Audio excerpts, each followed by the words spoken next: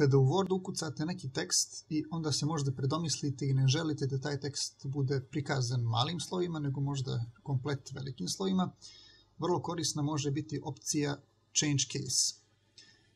Da biste aktivirali tu opciju, prvo trebate da selektujete tekst koji želite da promenite, a zatim preko opcije Change Case izaberete da li želite da bude prikazan kompletno velikim slovima ili možda samo prvo slovo veliko ili komplet malim slovima ili neku drugu opciju.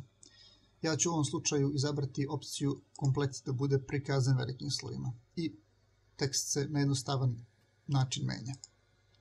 Postoji prečica za ovu opciju, odnosno kada selektujemo tekst možemo kombinacijom tastera Shift i F3 da menjamo način prikaza teksta.